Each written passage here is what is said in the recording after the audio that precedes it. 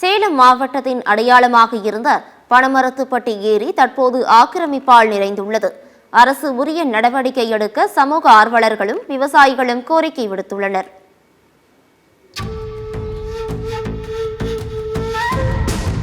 சேலம் மாவட்டத்தில் உள்ள ஜருகுமலை அடிவாரத்தில் அமைந்துள்ளது பனமரத்துப்பட்டி ஏரி. மாவட்டத்தில் அமைந்துள்ள முக்கிய ஏரிகளில் பனமரத்துப்பட்டி ஏரியும் ஒன்று. இந்த பனமரத்துப்பட்டி ஏரி சேலம் மக்களின் குடிநீர் தேவையை பூர்த்தி செய்யும் விதமாக ஆங்கிலேயர்கள் ஆட்சி காலத்தில் கடந்த 1911ஆம் ஆண்டு 9.68 லட்சம் மதிப்பில் சுமார் 2137 ஏக்கர் பரப்பளவில் உருவாக்கப்பட்டது. சேலம் மாநகர், ராசிபுரம் நகராட்சி, பனமரத்துப்பட்டி, மல்லூர் பகுதி மக்களுக்கு குடிநீர் மற்றும் விவசாய நீர் ஆதாரமாகவும் இந்த ஏரி இருந்து வந்தது. ஒரு காலத்துல வற்றாத ஏரியா இருந்தது. இப்ப 2800 ஏக்கரா இருக்கக்கூடிய இந்த ஏரி எதுக்கும் பிரயோஜனம் இல்லாத இருக்குது. ஆனா சுற்றுலாத்தலம்னு சொல்றாங்க, ஆனா எதுவும் பிரயோஜனப்பட்ட பாடு இல்லை. 1924ஆம் ஆண்டு மேட்டூர் கூட்டு குடிநீர் திட்டம் செயல்படுத்தப்பட்டதை தொடர்ந்து பனமரத்துப்பட்டி ஏரியின் பராமரிப்பை சேலம் மாநகராட்சி நிர்வாகம் கைவிட்டது. இதனால் இந்த ஏரி முழுவதும் சீமை கருவேல மரங்களால் ஆக்கிரமிக்கப்பட்டு ரிசர்வ் ஃபாரஸ்டாக மாறியுள்ளது. இதன் காரணமாக சுற்றுவட்டாரத்தில் உள்ள நிலத்தடி நீர் வெகுவாக பாதிக்கப்பட்டு விவசாயம் செய்ய முடியாத நிலைக்கு விவசாயிகள் தள்ளப்பட்டுள்ளனர். பனமரத்துப்பட்டி ஏரி தமிழ் சினிமா துறையுடன் மிகப்பெரிய பிணைப்பையும் வரலாற்றையும் கொண்டது. தமிழ் திரையுலகில் சேலம் மாடர்ன் தியேட்டர் ஆதிக்கம் செலுத்திய சமயத்தில் முதலாளி, எங்க ஊர் ராசாத்தி, சட்டம் ஒரு இருட்டரை போன்ற சுமார் 25க்கும் மேற்பட்ட தமிழ் சினிமாக்கள் இங்கு எடுக்கப்பட்டுள்ளது.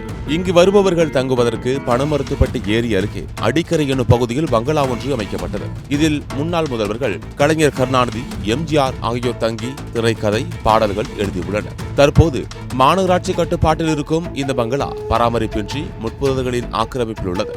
இப்போ மேலே போய் பார்த்தீங்கன்னா ஒரு கரை இருக்கும். அந்த கரை மேலே பார்த்தீங்கன்னா எஸ்எஸ்ஆர் ஒரு பாட்டு எடுப்பாரு.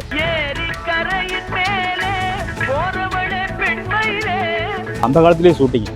ஆக இது வந்து மிகப்பெரிய சுற்றுலா தலமாக இருந்துச்சு.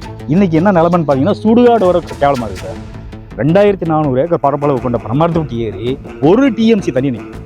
இந்த தண்ணி வந்து நின்றுச்சுன்னு சொன்னால் கிட்டத்தட்ட 20 பஞ்சாயத்துகள் பயனடையும். 20 பஞ்சாயத்து அப்படின்னு சொன்னால் கிட்டத்தட்ட 3 லட்சம் விவசாயிகள் பயனடைவாங்க. இப்படிப்பட்ட மகத்தான ஒரு ஏரியை எங்கே பார்த்தாலும் சீம கருவாலம்லாம் இருக்குது சார். தண்ணி எங்கேயுமே இல்லை. நீங்கள் முன்னாடி பார்த்தீங்கன்னு சொன்னால் கெடகமலை, ஜருகுமலை, போதமலை இது எல்லாமே பார்த்தீங்கன்னா நீர்பிடி பகுதி. கிட்டத்தட்ட 40 கிலோமீட்டர் சுற்றளவுக்கு தண்ணி வந்துச்சுன்னு சொன்னால் அது இங்கே தான் வரும். இங்கே வந்துச்சுன்னு சொன்னால் இது தாய் ஏரி. இந்த ஏரியிலிருந்து 50க்கும் மேற்பட்ட ஏரிகள் வந்து தண்ணி நம்புது. அங்கிருந்து பார்த்தீங்கன்னு சொன்னால் திருமணி மொத்தம் ஆறுக்கு போகுது. இப்படி மகத்தான ஒரு ஏரி இன்னைக்கு வந்து கேப்பாரற்று கிடக்குது. ஒவ்வொரு முறையும் தேர்தல் நேரங்களில் மட்டும் பனமரத்துப்பட்டி ஏரியில் காவிரி உபரிநீரை நிரப்பி சுற்றுலா தலமாக மாற்றப்படும் என அரசியல்வாதிகள் அளித்த வாக்குறுதிகள் தேர்தலுக்கு பின் காணல் நீராக போய்விடுகின்றன. கடந்த 2022ஆம் ஆண்டு பனமரத்துப்பட்டி ஏரியை சுற்றுலா தலமாக அறிவித்து அதற்காக ரூபாய் 98 கோடி ஒதுக்குவதாக அமைச்சர் KN நேரு கூறியதாகவும், ஆனால் அந்த அறிவிப்பும் என்ன ஆனது என்று தெரியவில்லை என சமூக ஆர்வலர்கள் வேதனை தெரிவிக்கின்றனர். அமைச்சர் வந்தாக, எம்எல்ஏ வந்தாக, கலெக்டர் வந்தாக, ஆணையர் வந்து எல்லாம் வந்தாக, ஆனா எந்த ஒரு நடவடிக்கையும் இல்லை.